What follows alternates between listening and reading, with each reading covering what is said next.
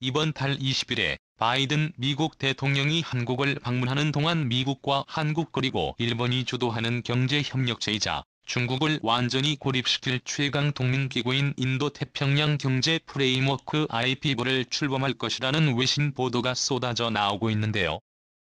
이 소식을 들은 중국이 한국의 복수를 시작한다라고 선언하며 실제로 한국을 상대로 상상을 초월하는 만행들을 저지르기 시작해 충격을 주고 있습니다.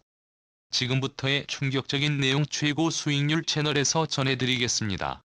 IPEF는 미국이 구상하는 새로운 인도-태평양 지역 경제 협력체로서 역내 포괄적 경제 동반자 협정 RCEP 등을 통해 이 지역에서 경제적 영향력을 확대하려는 중국을 압박하기 위해서입니다. 바이든 대통령이 지난해 10월 동아시아 정상회의에서 관련 구상을 처음 공개했고 아세안 국가들의 참여를 늘리기 위해 출범 시점을 계속 늦췄었는데요. 한국 정부는 이미 여러 차례 참여 의사를 밝혀왔고 일본을 비롯해 호주, 뉴질랜드, 싱가포르 등의 동참이 예상되고 있습니다. 바이든이 세계 최강 경제 연합체 IPEF에서 한국을 핵심 주요 창립국으로 선정한 이유에 대해서 전문가들은 중국이 유일하게 무서워하는 아시아 국가가 바로 한국이다라고 전했습니다. 중국은 지난 수천 년 동안 한반도를 점령하기 위해 수도 없이 침략을 시도했습니다. 수나라는 서기 5809년에 중국을 통일한 뒤에 9년 만인 598년 고구려 공격에 나섰고 이후 수나라는 614년까지 모두 4차례 고구려 원정에 나섰으나 결국 모두 실패했습니다. 이후에는 칭기스칸의 원나라는 만 2006년 건국 이후 순식간에 중국 대륙의 주도권을 쥔 다음 431년 고려를 침공했고 청나라 역시 만 6616년 청나라의 전신인 혹은 건국 이후 강력한 세력을 형성하면서 16만 37년 병자호란을 일으켰습니다. 하지만 결국 한반도를 점령하지 못하고 물러나야 했는데요. 2022년 현재는 한국 기업들이 중국에서 철수 결정을 해버리면 중국 도시 전체가 쑥대밭이 되어버리는 갑과 을의 관계가 완전히 뒤바뀐 상황이 만들어졌습니다.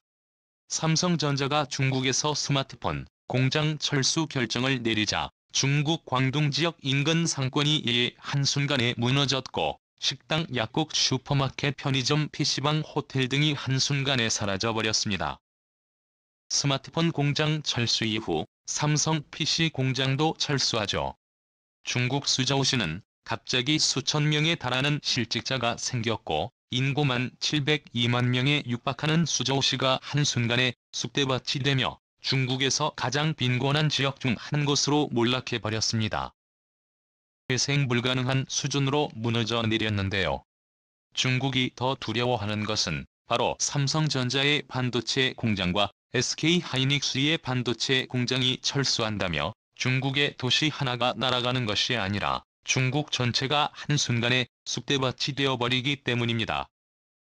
해당 공장들이 있는 인근 지역 경제가 무너져 내리는 것은 당연하고 철수.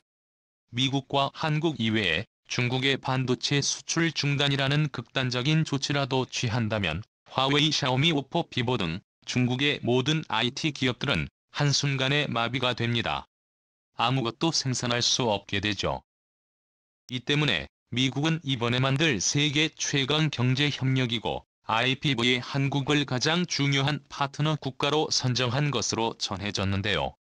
일각에서는 바이든이 한국을 방문하는 20일보다 이른 오는 11일부터 이틀간 워싱턴 DC에서 열리는 아세안 특별 정상회의 기간 세부 내역이 나올 수 있다는 전망도 나오고 있습니다. 한 관계자는 이와 관련해 바이든 대통령이 핵심 동맹인 한국과 일본을 동시에 방문하는 기회 자체가 흔치 않은 만큼 일본 방문 기간 RPEF가 발족할 가능성이 큰 것은 사실이라며 다만 동남아시아 국가들의 참여 여부 등 남아있는 문제가 있기 때문에 명확히 확인되지는 않는다라고 분위기를 전했습니다. 한국과 미국이 이렇게 심상치 않은 밀월 관계를 만들어 나가는 가운데 놀라운 소식도 하나 전해졌는데요. 미국이 한국의 한국산 무기를 우리에게 주면 우리가 우크라이나에 대신 전달해주겠다며 물밑 제안을 한 것으로 전해져 러시아에 크나큰 충격을 주었습니다. 미국이 러시아와 전쟁 중인 우크라이나를 돕기 위해 한국에 공격무기 제공을 요청한 것으로 나타났습니다. 러시아의 반발 가능성을 감안해 한국이 공격 무기를 미국에 주면 미국이 이를 우크라이나에 대신 전달하는 방식인데요. 9일 국방부에 따르면 로이드 오스틴 미국 국방부 장관은 지난달 25일 독일 람슈타인에 있는 미 공군 기지에서 43 귀국 국방 고위 관계자 회의를 화상으로 주재했고, 복수의 정부 소식통에 따르면 미 측은 당시에 러시아와의 관계를 고래 우크라이나에 직접 무기를 보내는 게 곤란하다며 미국이 중간에 나서겠다 라고 제안했고, 익명의 소식통은 미국이 이와 별도로 외교 안보 라인을 통해 한국의 공격의 제공 의사를 은밀히 타진하고 있다고까지 전했습니다. 그 역사상 단 한 번도 보지 못한 수준으로 강력해진 한국과 미국의 밀월 관계가 공개되자 중국은 초비상이 걸렸습니다. 이에 중국은 이번에 한국의 대통령 취임식에 역대 최고위급 인사인 왕岐산 중국 국가부주석과 사절단을 대규모로 파견했습니다. 왕 부주석은 시진핑 국가주석의 오른팔이자 역대 대통령 취임식에 참석한 중국 최고위급 인사인데요. 11일 환구시보 영문판 글로벌 타임스날 왕 부주석의 취임식 참석에 미국의 인도태평양 전력에 한국을 더 가깝게 하려는 노력에도 불구하고 중국이 한국과 관계를 증진하려는 바람을 반영한 것이라며 한국의 파격적인 제안을 동시에 한 것으로 전해졌습니다. 이와 관련 다지강 해룡장성사회과학원 동북아 연구소 소장은 글로벌 타임스의 한국 대통령 취임식에 중국 고위 관리가 참석한 것은 한중 관계가 유례가 일이며, 이는 양국 관계를 더욱 발전시키는 데 있어 중국의 진정성을 충분히 보여준 것이라고 생색냈습니다. 자, 그런데 이렇게 앞에서는 한국과 잘 해보려고 안간 힘을 쓰는 것처럼 보이는 중국에 뒤에서는 한국에 대한 치졸한 보복을 준비하고 있었습니다. 15는 워싱턴은 한국을 대중 억제 진영에 합류시키려 하지만 이는 한국의 이익을 훼손하고 한국의 경제 발전의 모멘텀을 훼손할 수 있다라며 한국의 충격적인 경고의 메시지를 전했습니다. 중국은 사두 보복을 시작으로 최근에는 요소수의 여과 염소산 칼륨 등 각종 수출 규제를 통해 한국 내 공급망 붕괴와 인플레이션의 뇌관을 터뜨려 한국의 물가 상승을 증폭시키는 방식으로 복수를 해왔습니다. 그리고 오는 20일 바이든이 한국을 방문하는 동안 한미가 공동으로 중국을 견제하기 위한 기구와 IPF 공식 출범을 발표하면 중국은 한국에 지금보다 더 강력한 보복을 하겠다는 것입니다. 전문가들은 이번 중국의 보복과 관련해 여러 가지 시나리오를 제시했는데요. 최악의 경우 중국 내 한국의 반도체 공장들을 가동 중단시키도록 만들 수 있다고 전했습니다. 반도체 공장은 한 번 가동이 중단되며 최소 수천억 원의 손해가 발생하는 만큼 한국 기업들이 받는 타격이 상당한데요. 중국과 한국의 외교 관계가 최악으로 치닫을 경우 중국이 강제로 공장을 빼서 국유화시킬 수도 있다고 전문가들은 말하고 있습니다. 러시아가 최근 한국을 비호국가로 지정하더니 러시아에 현대차 공장을 빼서 국유화시켜버릴 수 있다며 러시아에서 철수하는 외국 기업의 자산 압류를 고려하고 있다고 미국 자동차 매체 오토모티브 뉴스가 전했는데요.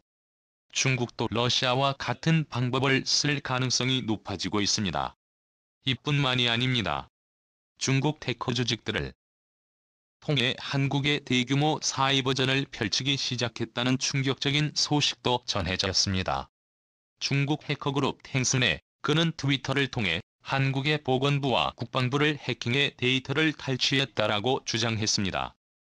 해당 해커그룹은 최근에도 90여 곳에 달하는 한국 기업 웹사이트 목록과 함께 SK의 인적시장 공격을 통해 데이터베이스를 탈취할 수 있는 취약점이 있는 URL을 공개하기도 하는데요.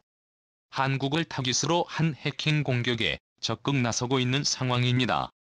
탱슨의 그는 트위터를 통해 우리는 한국 보건부를 공격했고 거의 3.8TB에 달하는 데이터를 유출했다라며 해당 데이터는 한국 전역에 있는 주요 의료기관으로부터 탈취한 핵심 정보를 포함하고 있다라고 밝혔습니다.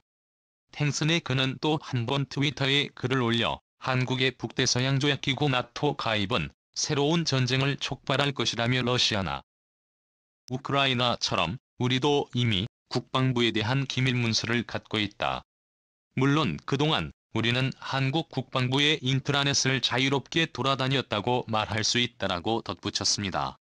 이들이 한국의 나토 사이버방위센터 정의원 가입을 비난하고 우리나라 국방부의 기밀 문서를 보유하고 있다고 주장하면서 탱크테크의 정치에 대해 궁금증도 커지고 있는데요. 정치적인 목적이나 주장을 내세우면서 중국 정부와 연계된 해커 조직이 미에 너무나도 분명해졌습니다. 러시아가 우크라이나를 침공하기 전 대규모 사이버 공격을 감행한 것 기억하실 겁니다. 중국도 한국을 향해 사이버전을 펼치기 시작한 가운데 군사적 위협은 일본에 먼저 시작하고 있습니다. 그런데 위치를 보시면 나가사키 지역과 매우 각각 위도한 동시에 한국의 제주도 남해와도 그리 멀지 않은 거리입니다. 한국의 대중 견제용 미국과 함께 주도하는 EF 가입이 사실상 확정되는 가운데 앞으로 중국이 한국에 얼마나 무모한 복수를 할지 러시아가 얼마나 처참하게 무너지고 있는지를 보고 있음에도 이와 같은 전철을 밟아나갈지 중국의 무모한 질주가 도대체 어디서 멈출지 한번 지켜봐야겠습니다. 오늘도 감사합니다. 최고로 멋진 하루 보내시길 바랄게요.